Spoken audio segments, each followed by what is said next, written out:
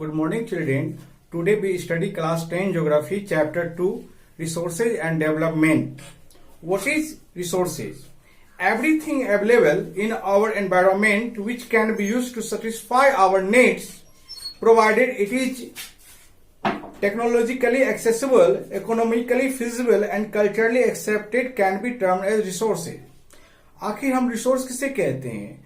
जो आसानी से उपलब्ध हो, हमारी आवश्यकताओं को पूर्ति करता हो और तकनीकी तौर पे हमारी पहुंच के अंदर हो, जो आर्थिक तौर पे सस्ता हो, ऐसी चीजें को हम लोग क्या कहते हैं?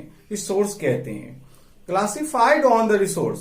रिसोर्स को कितने बेसिस पे हम लोग डिवाइड कर सकते हैं? On the basis of origin, on the basis of exhaustibility, on the basis of ownership, on the basis of status of development,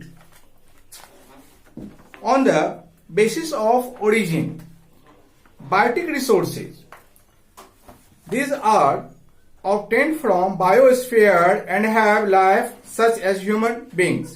जो चीजें आपको जीवित प्राणियों से प्राप्त होता है, जीव मंडल से प्राप्त होता है, ऐसी चीजों को हम लोग क्या कहते हैं? बायोटिक रिसोर्सेज, जिसमें फ्लोरा एंड फौना, वन जीव और वनस्पति जीव दोनों आ जाते हैं.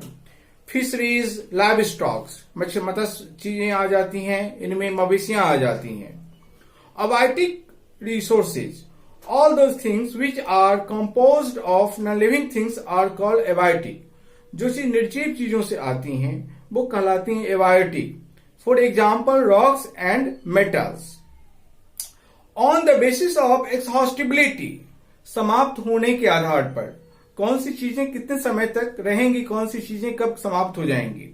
Renewable resources, non renewable resources, the resources which can be renewed और reproduced by physical, chemical and mechanical process are known as renewable और रिप्लेनिशेबल रिसोर्सेज. जो चीजें भौतिक प्रक्रिया से या रासायनिक प्रक्रिया से या यांत्रिक प्रक्रिया से जिसको हम लोग नया कर सकते हैं, ऐसी चीजें रेन्यूएबल कहलाती है. For example solar and wind energy, water, forest and wild life, it is the renewable resources many further be divided into continuous और flow. Non renewable resources, this occur over a variety long geological time, minerals and fossil fuels for example, जिनके बनने में काफी वर्ष लगते हैं तब जाकर के ये तैयार होते हैं, ऐसी चीजों को नॉन रेन्यूएबल कहते हैं. The resources take millions of years in their formation. Some of the resources like metals are recyclable and some like fossil fuels cannot be recycled and get exhausted with their use. एक बार समाप्त होने के इस्तेमाल करने के बाद जो समाप्त हो जाते हैं उन्हें हम लोग नॉन रेन्यूएबल कहते हैं. जिसमें coal, petrol, diesel, kerosene. On the basis of ownership, स्वामित्व के आधार पर. Individual resources, these are also owned privately by individuals. Many farmers own land which is allotted to them by government against the payment of revenue. In village these are people with the ownership, but there are many who are landless. Urban people own plot, houses and other property. Plantation, pasture land, ponds, water in wells, etc. are some of the example of resources ownership by individual. Make a list of resources owned by your household. ऐसी चीजें जिसपे आपका व्यक्तिगत हक होता है, अधिकार होता है. जैसे कि मैं बात क्या करूं, जिसमें आपकी अपनी लैंड है, अपने वेल्स हैं, पॉन्ड्स हैं, तो ये आपकी जो है इंडिविजुअल रिसोर्सेज हो गए. Community owned resources, there are resources which are accessible.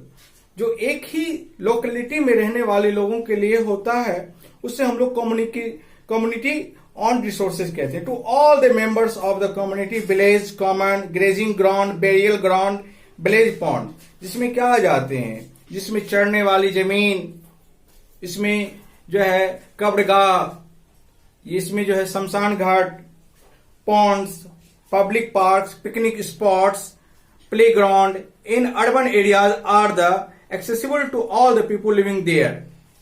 National resources, एक देश के अंदर जो चीजें होती हैं वो क्या कहलाती हैं? National resources. Technically all the resources belong to the nation. The country has legal powers to acquire even private property for public good.